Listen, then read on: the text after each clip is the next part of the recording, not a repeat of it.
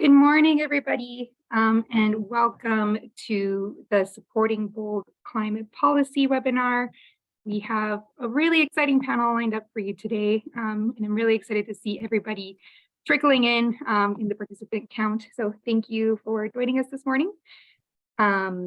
This is just a little reminder, if you could please put your questions into the Q&A. We will be taking a look and making sure that we can answer as much of those as we can as we go. And if you want to take a moment to introduce yourselves in the chat, just so that we can see everybody who is on the call with us today, and have a lively conversation in there, that would be really great. So I'd love to introduce you all to Re.Climate's Executive Director, Kara Pike, who will be moderating the panel today. So Kara, I'll hand it over to you. Great, thank you, Maria, and thank you everyone for joining us today. We're going to be diving into a conversation regarding recent commitments to cap emissions from oil and gas and implement a clean electricity standard, and how we build a strong support for policies that are hitting at the level needed and enduring. We do have a unique opportunity to pave the way for strong global action, but we need to make sure that these policies are equitable and at the level that's needed to meet the emissions challenges. So how do we talk to Canadians about these important steps that are being considered? How can we address and foster Canadian values to generate support for this? So we've got a really great panel lined up for today. We're going to delve into a number of questions related to these policies, but also just to talking about energy transition more generally.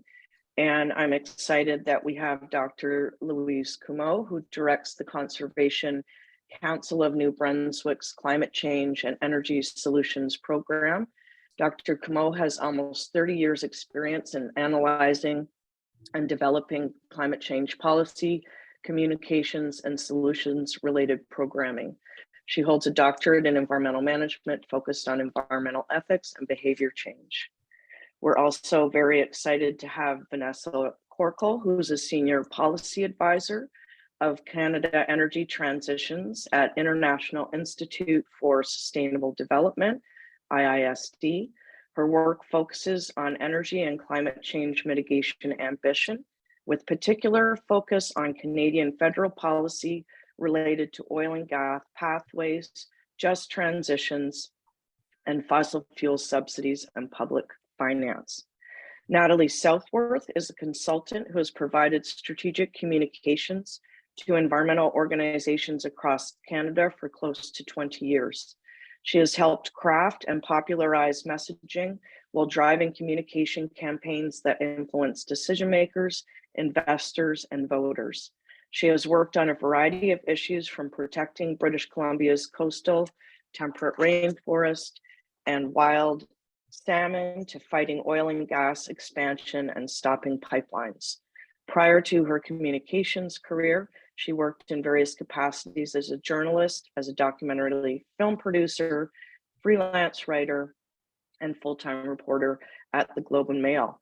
And last but never least is Jessie Sitnick, who's the Senior Vice President of Corporate Communications and Sustainable Value at Argyle Communications. She is recognized as one of Canada's leading communicators on the intersection between climate and economy. Jessie specializes in ESG, responsible investment, and environmental policy communications for public, private, and nonprofit organizations. So welcome, thanks so much for taking your time and sharing your expertise with us today. We welcome people again to introduce themselves in the chat, your name and who you're with. We've got a great group of participants who've joined us today as well. So Louise, I'm gonna start with you. You've been doing a lot of research on how to talk about and engage Canadians in energy transition issues. Can you share a few points regarding where the public is at and what we need to pay attention to in particular when it comes to generating support for a strong clean electricity standard? Sure, thanks, Kara. Well, the first thing I'm going to say, and it won't come as any surprise to anyone, that the number one thing on people's minds is affordability. And as it relates to our work, whether it's the clean electricity regulation or oil and gas cap or zero emission vehicles, it's all about energy security, energy affordability, and price stability. So people are feeling very insecure, and a lot of the work we're doing is around messaging and trying to engage Canadians around how the idea we have around a particular kind of electricity system is the most secure, affordable, and so on. So that's the first thing I would say. May I say a second thing, Kara? Yeah. So the second thing I want to say is, and this often is counterintuitive to us, but that the communications that we're doing and the way that we're engaging with each other really has to legitimize the role of government in regulating and enforcing regulations. We have low levels of trust in government, but we also have high perceptions of government doing a poor job as it relates to climate action. And often we criticize government action without actually criticizing the polluters. We need to go after the source of the problem and legitimize government's role. And then the third thing I would say is that we aren't going to get to where we need to go unless people believe, not just perceive, but believe that the new energy system is going to be fairer, that it will be reliable and affordable, but fair, that there's community acceptance and then broader social acceptance. And so our communications needs to focus on that. Just to wrap that up, I'd also say that oil and gas cap is focused on what we don't want. The clean electricity regulation is a regulation to basically drive electrification of society and take fossil fuels out of the system. It's the solution partner to the oil and gas cap. And we shouldn't be offering proposals for just what we don't want. We've got to give the public an out, and they've got to be able to see where that new vision, that thing we're reimagining and that we're excited about, and that's in electricity. So I'd like to see them be handled more directly in combination. Thanks, Kara. Can you, Louise, just dig in a little bit more about what fairness means to Canadians in this context? Sure. We've been researching why renewable energy projects fail as a result of two projects in New Brunswick failing a few years ago. And what we learned is that people are looking for justice, even though it's actually framed, they speak about fairness. And what they're looking for is justice in terms of decision-making processes. They want to be recognized as having a right to participate. They want to influence the outcomes. They want to have, in particular, influence over siting decisions. This is particularly the problem with wind projects, and it's coming up on solar community projects as well. So they want to be recognized and they want process fairness. And then there has to be distributional fairness. And that can be a variety of things that can include community benefits and personal benefits that needs to be negotiated. And if we don't have both the recognition and the procedural justice, and we don't have the distributional justice, you've got a very nice recipe for opposing the project. And we see it everywhere. I know you do national research, but you often do deeper dives in different regions of the country. So can you speak a little bit to any important regional differences that we should be marking? That's great. So we know there's this different, we talk about, Alberta and Quebec kind of always being at the opposite ends of the poles. And so there's obviously political or values orientation can generate differences regionally, but so can just the basic demographics. In the most recent work, we just got some results yesterday, and that University of Ottawa just did. The Atlantic has the greatest concerns about energy affordability. It's also the case that researchers find the Atlantic has the highest levels of energy poverty in the country. And so I would say, pay attention to some degree to those regional differences. But having said that, I'd also say I really am frustrated when all of the Atlantic gets lumped in. Actually, the provinces are very different from each other. And so when I look at Atlantic results, I really ask the question, what's Nova Scotia and New Brunswick think? Because they're often at opposite ends of the spectrum. So I just point those out. Okay, great. Thank you. Jesse, I'm going to turn to you now. I know you did some work in Ontario regarding clean energy opinions, and I'm wondering if you could share just some of what you learned, and in particular, your thoughts on how to frame the need for Ontario to maintain a clean grid as we move forward with plans for scaling electrification. Yeah, thank you so much, everyone. It's really great to be here. So, I mean, it's interesting how much of what we heard in Ontario is, aligns very much with what Louise was mentioning. Affordable and reliable are kind of the table stakes, but I would say it gets more once you dig in to and fair. And I want to dig into each of those things a little bit more, because I think that it's not just affordable. Right? It's not just about like prices. It's also this sense of, the design choices that are being made that are locking us in, and people don't understand what the design choices are that are being made that kind of involve, like, for example, costs to delivery rates to rural areas. There are aspects of electricity that seem unfair. Like our system seems unfair to people, and also they can't quite make sense of how it was set up and why it was set up the way that it was.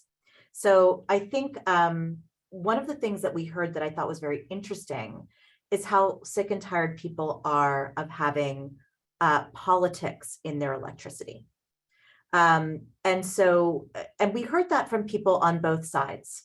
They really want to have a conversation about the future of electricity that is not a political conversation. They want it to be a pragmatic conversation.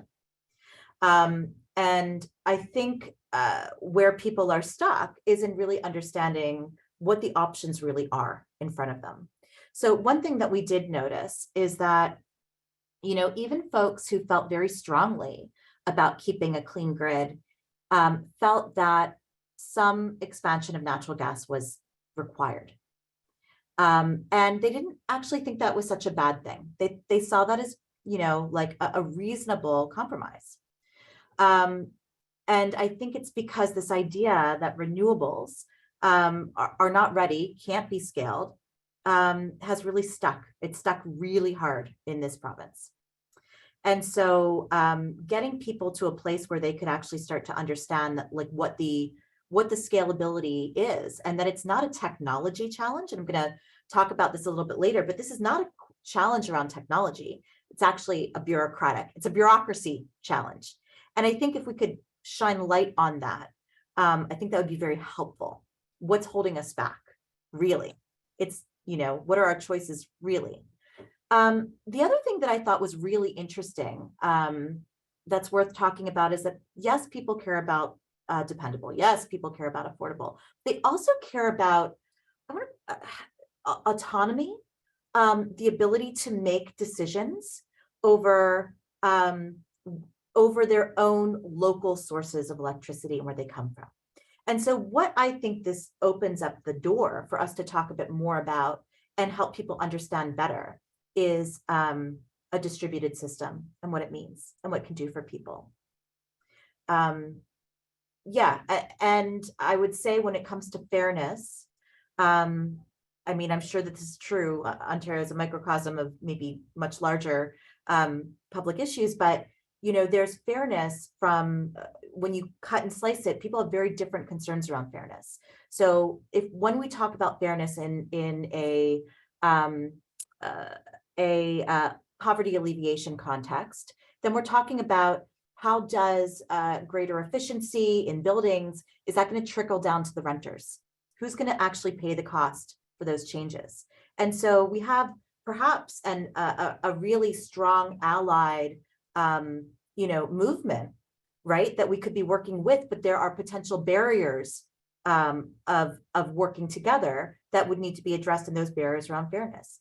And I would also say that's, there are issues with maybe surprising allies in rural areas that we haven't thought about. Because the strong desire to have more, the fear, let's put it this way, the fear of not having a dependable future to electrify rural areas, the fear that we're going to lose our kids, we're going to lose our communities is real. And so a conversation around how we can make sure that electricity continues to serve, that we continue to serve and expand and grow our rural areas is an opportunity that I don't know that we've really explored. So those are just a few thoughts.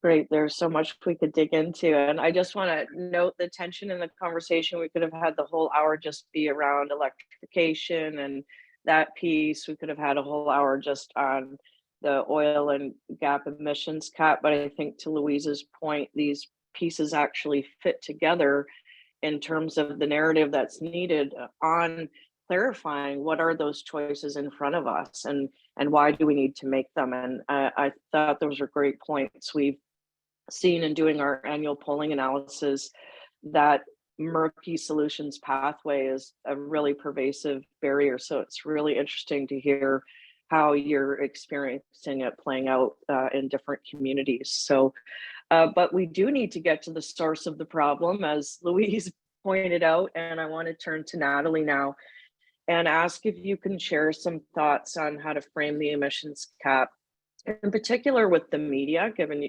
your work there. What information, what kinds of messages or messengers are they really looking for to help report on this? Sure. Thanks, Kara. And it's a pleasure to be here and speaking with all of you. On the cap, I guess first to start, it's always important to clarify audience. So in terms of framing this new policy, and I tend to think mostly about how to reach those persuadables out there, which make up a huge part of Canada's audiences. So obviously we can't ignore the climate concerned and the converted, which are, huge numbers of supporters, because they need to be more vocal in fighting for this policy. But I'm specifically thinking here of how to speak to those people who are reasonable but skeptical. And so with that in mind, the question at this stage as it relates to how do we make the cap a necessity in the minds of the persuadable, rather than being questioned as unnecessary or superfluous, because that is starting to happen. It's not just in Alberta where that sort of began. It's now spreading outside of Alberta into fairly influential columnists at the Globe and Mail and elsewhere who are saying, well, we have a carbon tax. Why do we need an emissions cap? And so this is actually weedy. This isn't just high level. And so we have to follow this and get ahead of it. So there's been a shift from media reporting about basically what does an emissions cap do? What are the versions and components of it? And at that stage, about a year ago, industry was sort of on side. They said, oh, we don't like this, but we're not going to fight it. Well, fast forward 6 months ago, you now have companies coming out, oil companies coming out saying, well, we're doing this already. We don't need a cap.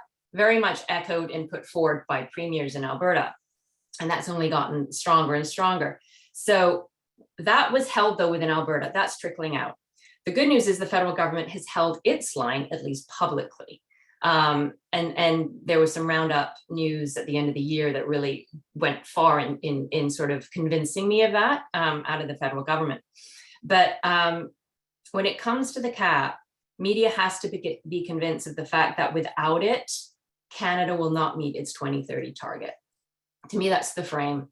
The frame is basically that with the cap, our oil and gas emissions can finally go down. And you're all probably very aware that our emissions keep going up. And this is something that plagues the Trudeau government, because every time this gets reported, there's a storm of scrutiny. So that we've got like the most reported little message last year was that Canada is the only G7 country whose emissions are not going down. That was repeated everywhere, and it's still repeated. And it's an embarrassment. It also is a reflection that you can imagine, and I imagine, and I hear this at least within media, excuse me, that Canadians are there's a cynicism setting in. You know, every target's been missed, years of this, 2 decades or so. And here we have this wonderful opportunity to turn the course with that. And so that's why I would say framing the CAP in positive terms is the first way to go, because it speaks to that weariness about never reaching targets, which Canadians are actually quite well versed in understanding, because it's been what has been reported for 20 years. And this can finally do the job. The main challenge I would say, in terms of framing, is that the oil industry has convinced many that is in fact driving down its emissions. And this just isn't true. And so there needs to be, for media, you ask, you know, what does media need? They need more information, tangible information, to show why this isn't true, that it's a lot of hot air. You know, industries had years and years to transform its operations, to drive down its own emissions. It has record profits that it's not spending on any of this stuff. A recent CP article out just today saying as much. So let's get more investigation to look at what they're saying and show the truth of it. You know, they say we're doing this, but there's really very little proof. And media I think they're very loath to target industry readily, but with that information, it could really create more of a pushback to some of that framing that the oil industry has had a tremendous success with over the last year and a half, in trying to convince everyone that it can have clean oil and then it's driving down its emissions. So that's the main area of challenge, I would say, in framing. Well, but to the point about the opportunity, it seems leaning into that is also something that groups that are focused on climate can lean into with credibility, versus other arguments around the economic transition piece where perhaps those messengers aren't as reliable. But that sort of watchdogging of industry is right in the wheelhouse there. So yeah, okay, great. Well, thank you. And I just want to thank everyone who's been introducing themselves in the chat. It's great to see everyone saying hi there, and some of the comments being shared. In particular, I wanted to lift up a comment from Vivian Forsman, who said yes to distributed energy systems, but also that they need to include Indigenous energy systems. So that's just a really important point I wanted to make sure we are bringing into the conversation. Thank you for that, Vivian. And also welcome anyone to put a question into the Q&A. Panelists are all ready to be tracking that. We'll answer what we can in the Q&A, but we'll also bring some of your questions into our discussion as well. So feel free to start doing that now, and we will turn to your questions shortly. But now I'd like to Vanessa, turn to you, and I'd love to hear a little bit more about ISD's Re-Energizing Canada program and what you're learning from that program in terms of how to talk with decision makers about the need to cut emissions from oil and gas and move to clean electricity. Thanks, Kara. And I just wanted to reiterate that really honored to be on the panel with these amazing minds that have been thinking about this for so many years and have so much expertise on this panel. So I work with ISD on a project that we launched last summer called Re-Energizing Canada. You can Google Re-Energizing Canada. I'll drop it in the link later. The idea for the project is to try to develop some practical strategies and paint those in research reports and through policy analysis and through targeted government relations and communications about socializing the idea that we need to move away from fossil fuel production in Canada. It's the best option for our economic stability as a country, as well as meeting our emissions targets, and also to protect Canadian workers and communities. So big, ambitious project. The first part of the project is really focused on doing a deep dive into what the outlook is for oil and gas in Canada, and what policy pathways that we're discussing right now, like the Clean Electricity Standard and the emissions cap, and also just transition, are really fundamental to help us get there. So the unique aspect of this project, I think, is that we're not coming at it from a solely environmental lens. We're really trying to focus on the economics of why we really need to look at the future of oil and gas in Canada. And the reason for that is because we felt, and we did a lot of research when we were developing this project, like we interviewed a number of people from NGOs and as well as government and the private sector. And we realized that the environmental arguments really weren't resonating with the policymakers that were making a lot of these decisions. And I can say that, we've done a lot of government relations as part of this work. And what we found is that government often, I think, does want to do the right thing. Everyone's committed to the targets that have been set out by the Liberal government. But when push comes to shove, they're hearing primarily from industry on what the best pathways to get there are. So this is primarily, I think, a cultural program within the types of, the identity that Canada has as a resource producing country. Also the fact that the oil and gas industry obviously has way more resources than the climate community in terms of lobbying and putting out reports and statements. But it's also, I think, reflective of the fact that we don't actually have the counter analysis in some cases. So we've run into situations where the government's like, hey, I think this might be someone we speak to says, hey, I think this might be a good idea. We're interested in this thing. We just don't have the analysis that would show us that this would be the right case. So I think an example of that would be, we're seeing a lot of doubling down on carbon capture, utilization, and storage, or CCUS, because industry has come and said, like, this is the solution.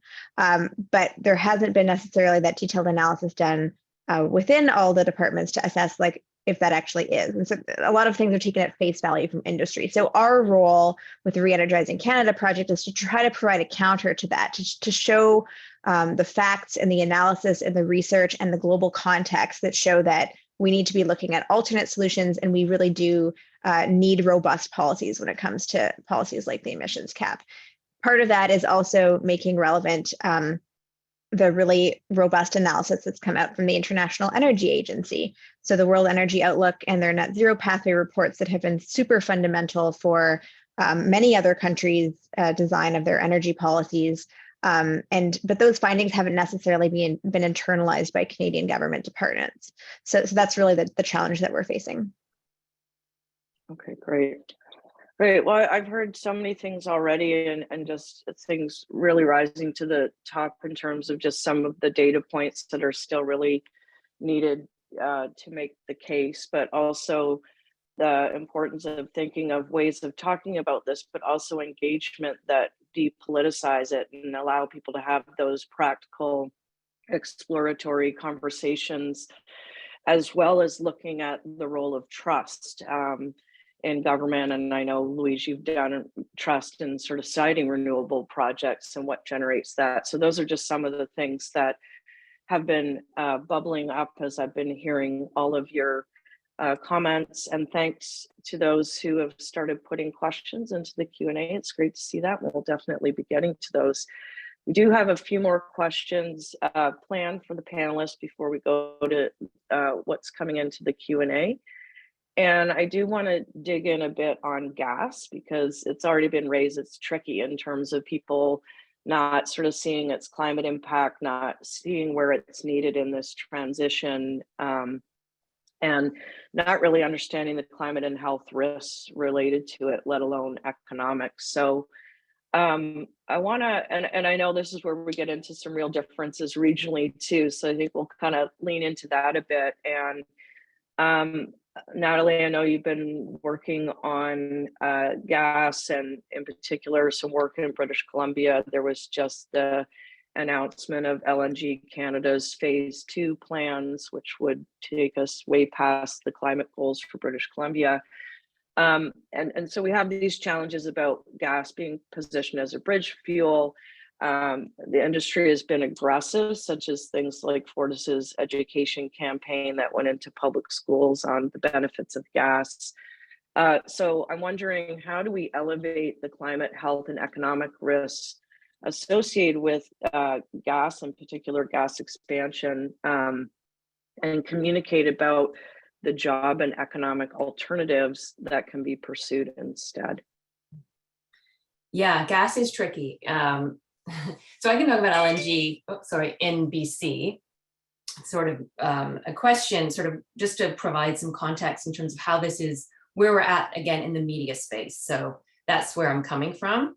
How this issue is being framed, understood, talked about in that space. The main place we're at right now is this. It's where the narrative's at, and it has developed a fair bit in the last, I would say, few months, which is great.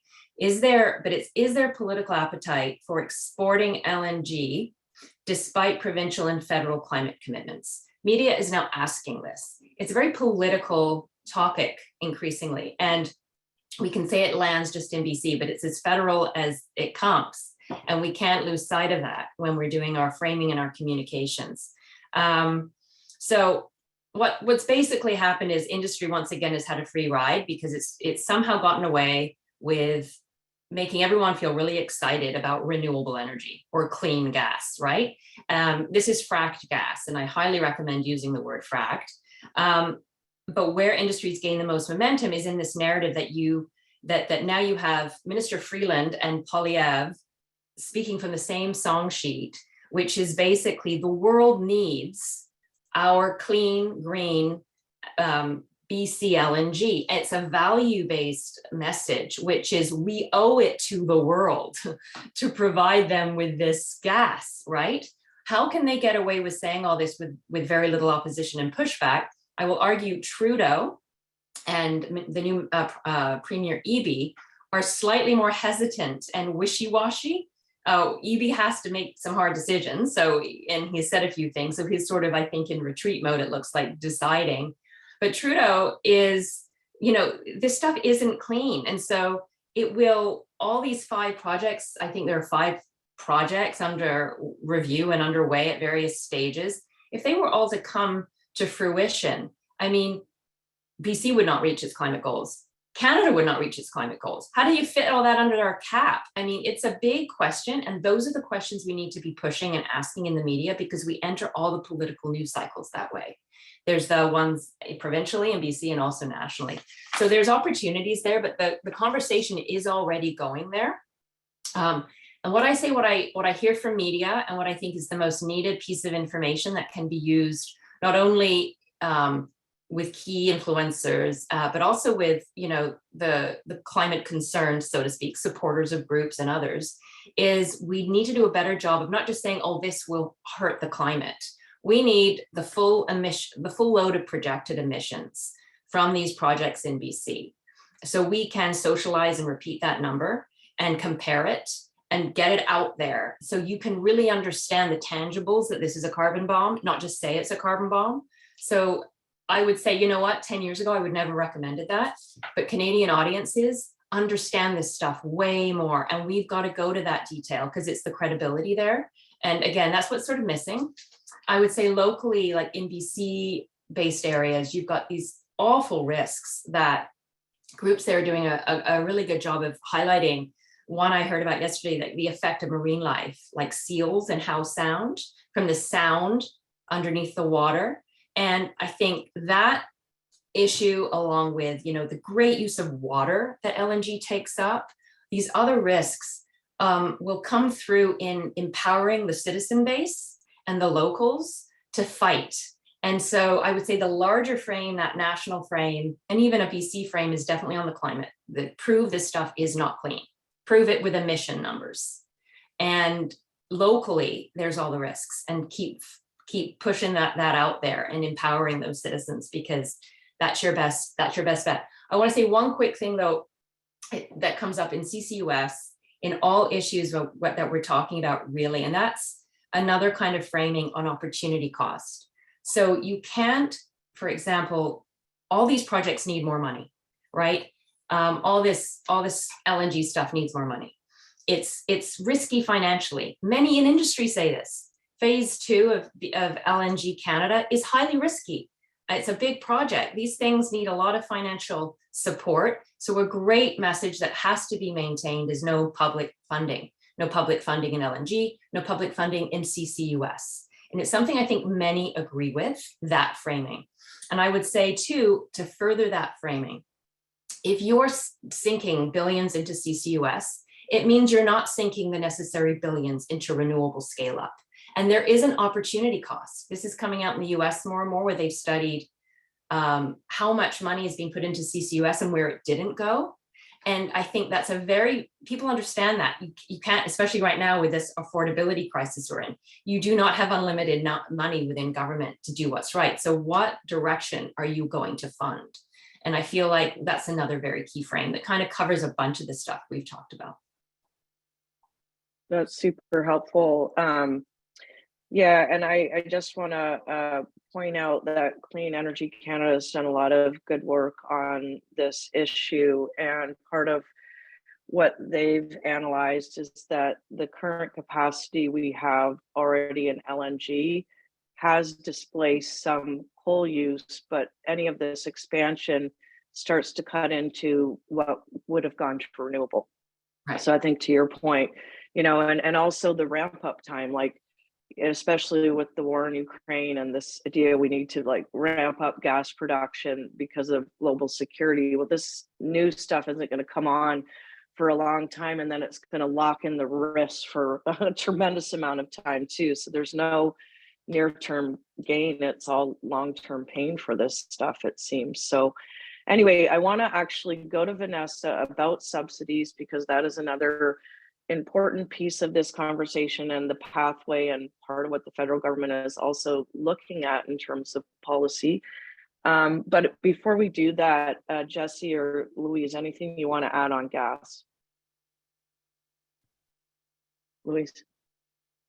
The one thing I'd say is that whenever I see polling, I'm always surprised at how high the not sure results are around natural gas. There's a lot of uncertainty. It's territory that can be contested, and we should really be contesting it. I also would argue that because of the influence the gas conversation is having around this export versus domestic, and the oil and gas cap versus electricity, because that's a problem within the clean electricity regulation work, that if we have to fight about something, I'd actually pick gas and make a lot of the effort, a lot of the communications, a lot of the work focused on the gas side of it. I'm not saying oil isn't important, but at the margin, gas is a problem in the regulations that we're really talking about. And that would be my key thing to add there. Jesse? Yeah, gas is really hard. I think going back to I think one of the things where we trip up a little bit sometimes is we think we can make this argument around we should just be replacing all oil and gas with renewables, and that's the framing of the conversation. But the thing is that we're actually having two different conversations, because when we're talking about LNG, we're not talking about our own energy use. We're talking about, we're talking about an economic product. We're talking about a commodity that we're selling, right? And so I think we need to remember, like, we're not commodifying and selling, wind. We're not commodifying and selling solar. Like, it's not a fair substitution in the conversation. And so we end up having conversations that talk past each other. And so I think we just need to be very cognizant that what we're talking about is Canada's role in international trade and what that ought to be, and what that ought to be in I'm going to use this language, post-emissions world. Like, what should we be developing and exporting in a post-emissions world? Where should we be putting our funding? So that's something to talk about. The other thing I just want to flag, because it's come up, we've had conversations about it. There is recently in the news, and I'm sure folks in BC very aware of this, massive deal, LNG relationship between the province and Blueberry River First Nation. And this complicates a conversation, because it brings into the conversation an angle or an issue that we cannot ignore, which is incredibly important to our future, which is economic reconciliation. And so I'm just going to quote a friend of mine on this, because I thought it was so well said. The the Venn diagram between perfect climate policy and economic reconciliation is not always a perfect circle. So I think we should be thoughtful as a sector in how we and who should engage in these conversations, because I think the last thing that would be useful to us would be we would be walking into the mouth of like hell, basically, if we set up the environmental sector or environmental interests as being opposed to economic reconciliation. We all know it is the opposite, but there's a risk here that we could find ourselves positioned that way. So I just wanted to put that out there. Great, thank you all for your comments, and do have a lot of great questions we're going to turn to, but we do want to, some of them have been related to the subsidies issue, and so I know ISD does quite a lot of work on this, and it's pretty shocking to know that Canada subsidizes oil and gas more than any other G20 nation. And I think Natalie raised the point that oil and gas companies have been making windfall profits, executives getting huge bonuses, and meanwhile, most are feeling pinched with inflation and high energy costs. So I'm wondering, Vanessa, from your perspective, what are the ways in which we can shine the light on the issue with subsidies? What are the arguments that can be compelling with decision makers and the media in particular around the need to rethink what we're doing there? And I think it goes back to Jesse's point about what are we investing in? Yeah, so I think the subsidy issue has really shifted over the past 18 months, I would say, where we know that Canadians, and polling that we've done with our partners, Environmental Defense has done polling on this, Canadians are opposed to subsidies for oil and gas. Canadians don't want to see their money going to continued oil and gas extraction. However, the oil and gas industry has been very successful at painting funding for decarbonization as an exception to that rule. And I think that's what we're really focused on right now. You know, we have international commitments. We have one that Canada announced before Christmas on finally phasing out its international public finance for fossil fuels. They've made a similar commitment domestically. But the challenge is that there is a risk for all sorts of loopholes within that. And those loopholes align with the asks that the industry has been making on decarbonization support, particularly around carbon capture and storage.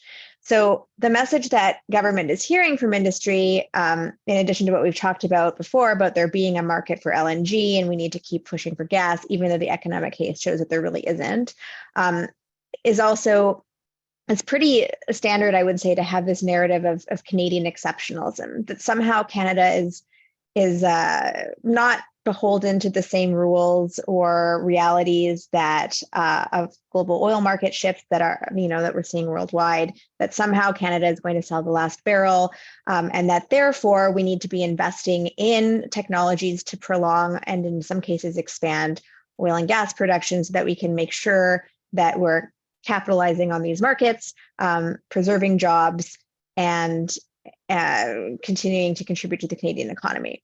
But that ask really is not a realistic ask for a number of reasons. And I don't have the time to go into it here, but there's plenty of evidence to show that carbon capture is not actually a solution to emissions. It's expensive, it's emissions intensive, it is unproven, it's not going to come online to meet our 2030 targets. It only deals with a thin slice of the emissions. I could go on. But what we're seeing right now is that government has started to roll out programs that are really supportive of CCUS in the oil and gas sector. So right now we're seeing, I talk about decarbonization support writ large, but really the battle is around support for decarbonization.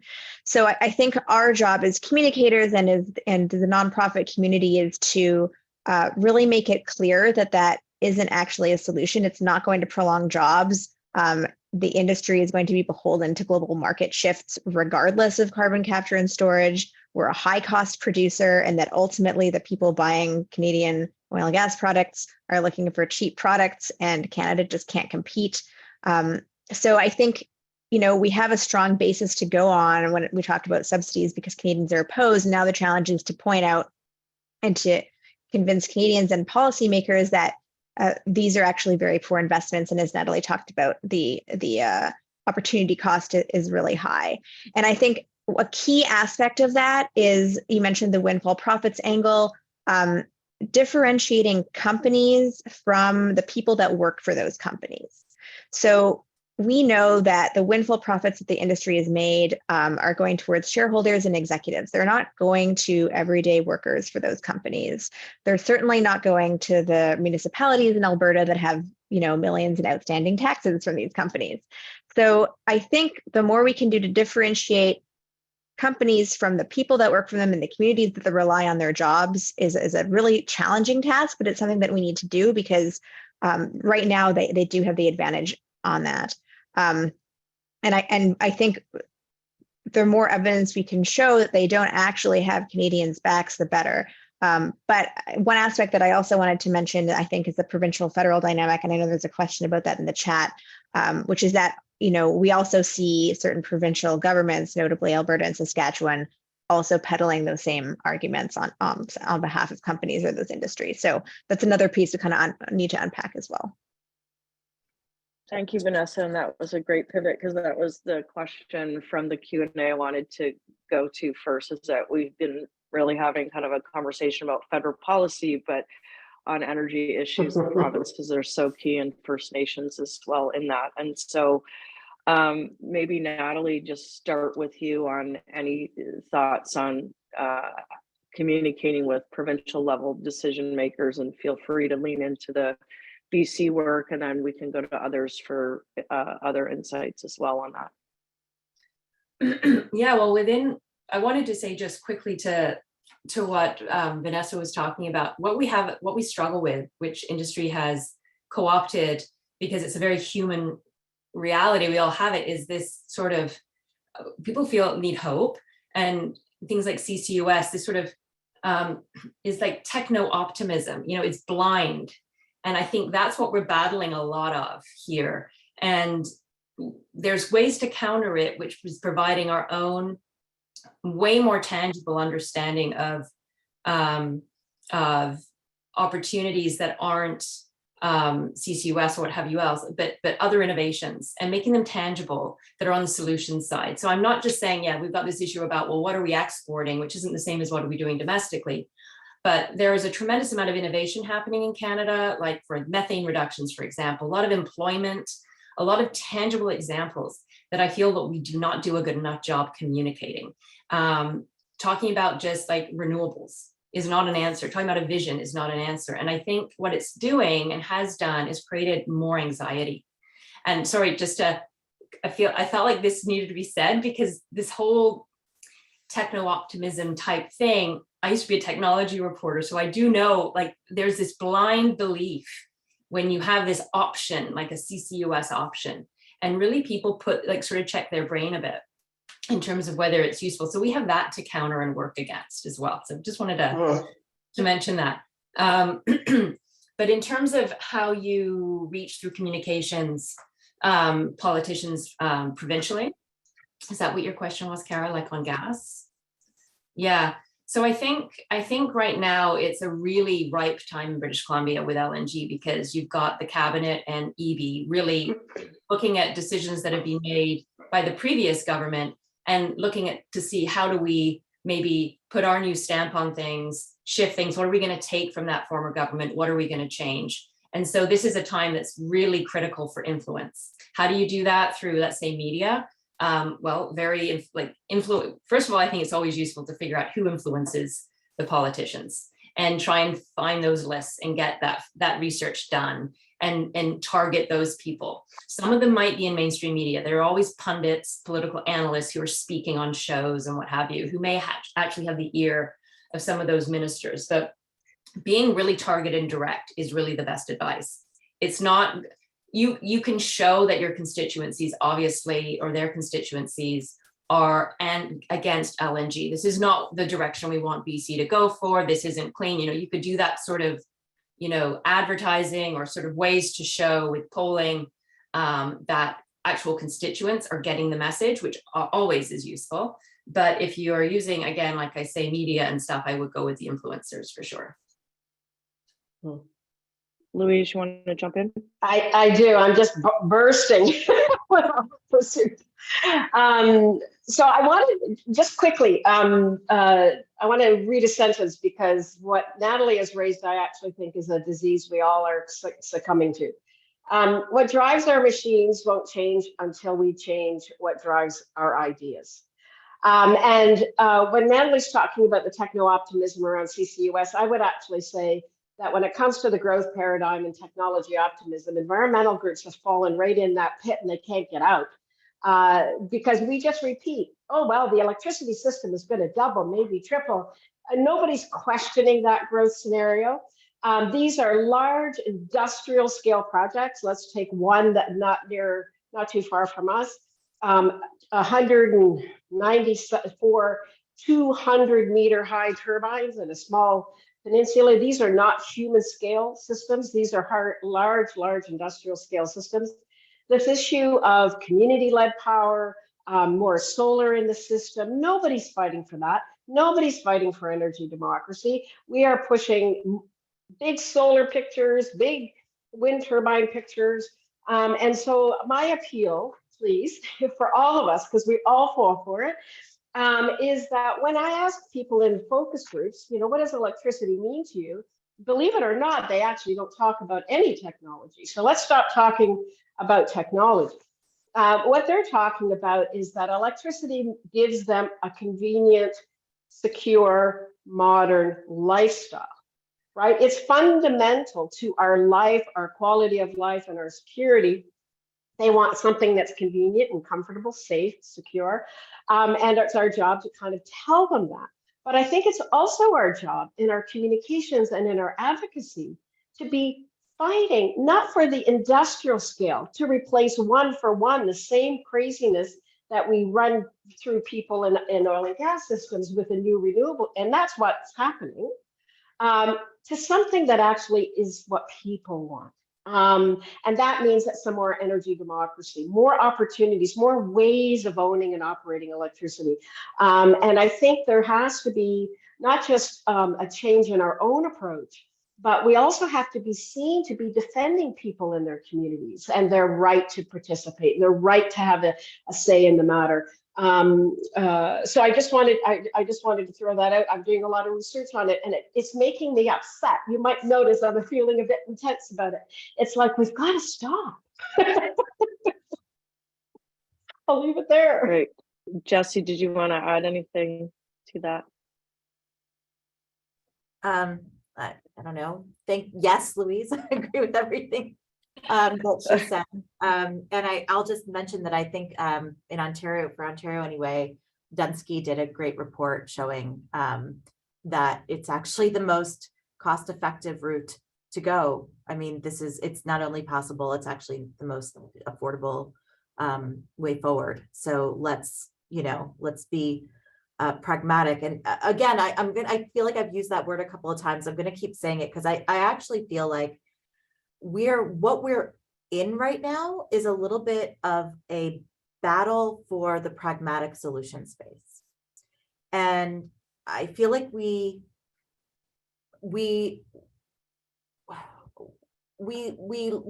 that battle when we lose that battle when we forget what matters to people when they wake up every day, right? And the level at which people think about things and the level at which they care about things.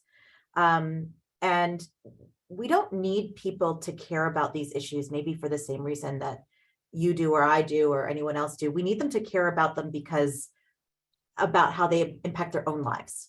So I want to go back to what Natalie said about,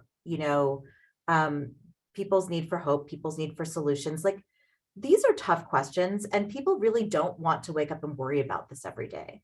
And so I'm connecting a dot to something somebody else said, which is, we can't just be in a position where we're saying, that won't work and that won't work and that won't work. We also have to be saying, but this will work and this will work and this will work. And I feel like we've gotten to a place, we're really close to having a very open national conversation about the future that we're betting on.